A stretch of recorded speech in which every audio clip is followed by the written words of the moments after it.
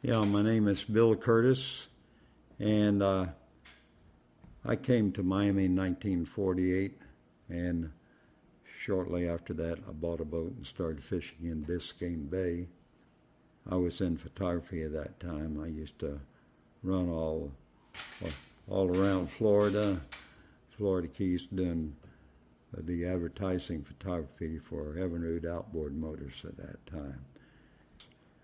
I also did a lot of photography for Pan American Airways on their advertising, and I got tired of living out of a suitcase, and so I started guiding on the fishing in 1958. And as my fishing business picked up, I phased out my photography.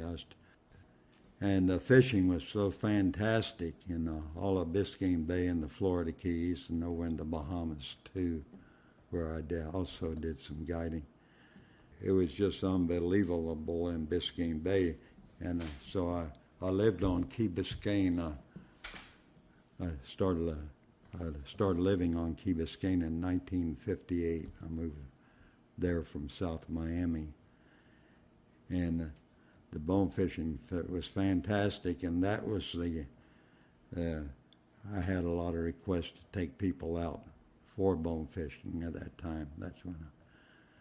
And so as my fishing business built up, I dropped off on my photography business, sort of phased it out to where I wasn't doing any more of it. We don't even have 95% of the fish left in Biscayne Bay that we had when I first started guiding. You didn't even have to get farther than over 100 yards from any shoreline in Biscayne Bay, and you could find bonefish and permit and tarpon all over the place. We had so many fish at that time. It's really changed over the years. I could start poling a boat on a low tide right at the Crandon Park Marina as soon as I got out of the sailboat anchorage, and be into schools of bonefish all day long and never get past the West Point on Key Biscayne. And no matter what the tide was, you could find all kinds. We had so many bonefish then. Now you're lucky if you see one or two bonefish if you spend all day in that area. Basically, all my customers were for bonefish then. That was and then I go for permit and tarpon were the more seasonal. Later on in my guiding career, I got more into tarpon fishing. But I not only guided in Biscayne Bay, I used to go down fish the tournaments down in the Keys and Marathon, where they had the first bonefish tournament, was the International Bonefish Tournament in Marathon.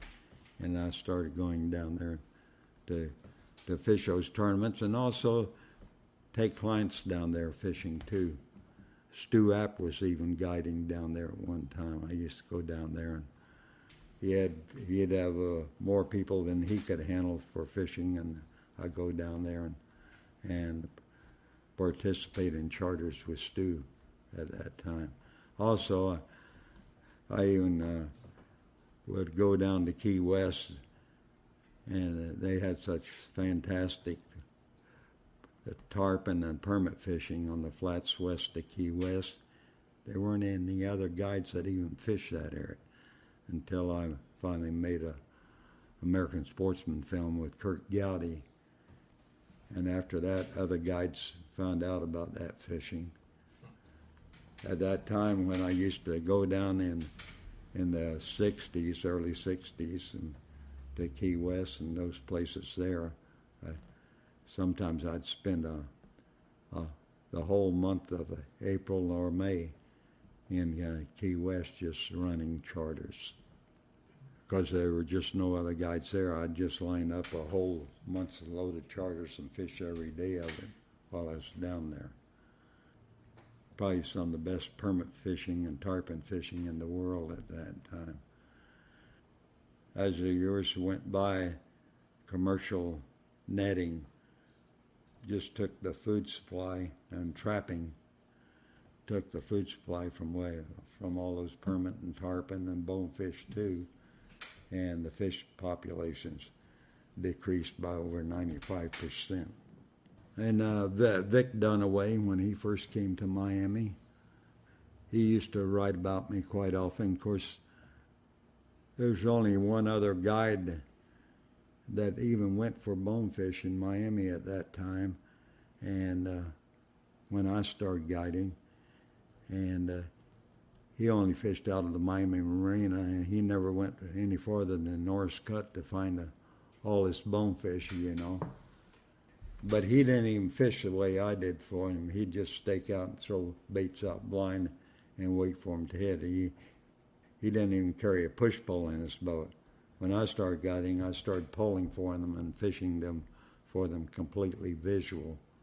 We had so many fish, and they were very easy to find, and that's the way I built up a clientele where I could make a decent living.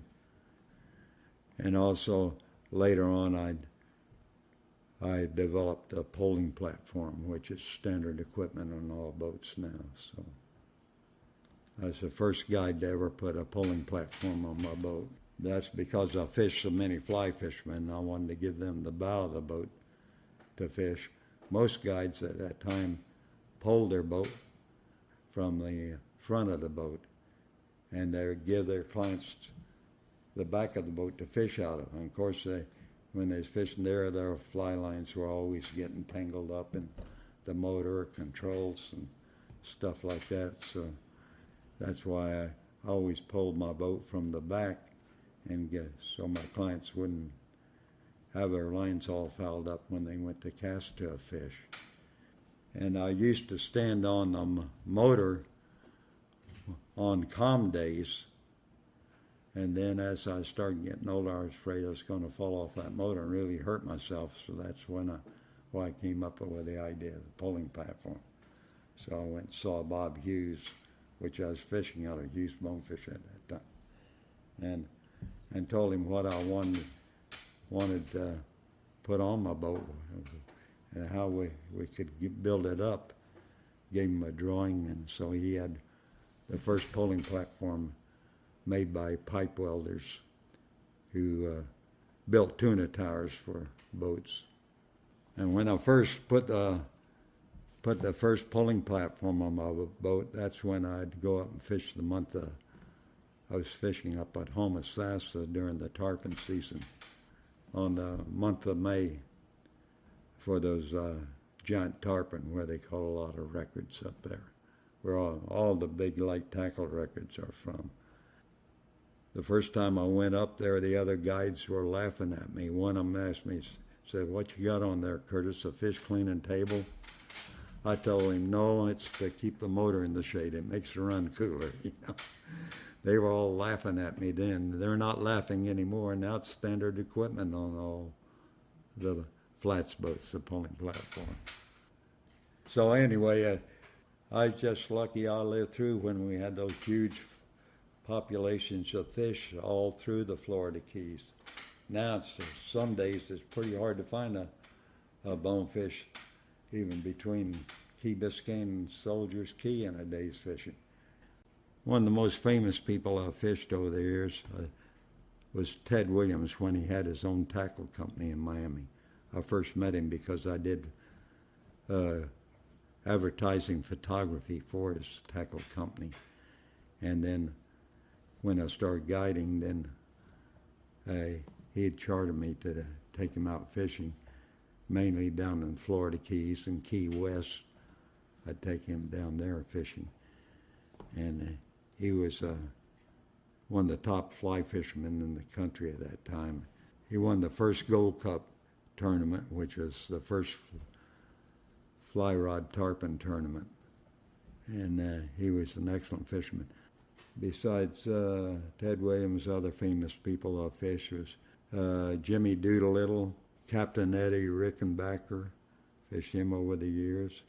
Oh, I also fished Don Johnson and Jimmy Buffett. They fished with me. out of Key Biscayne.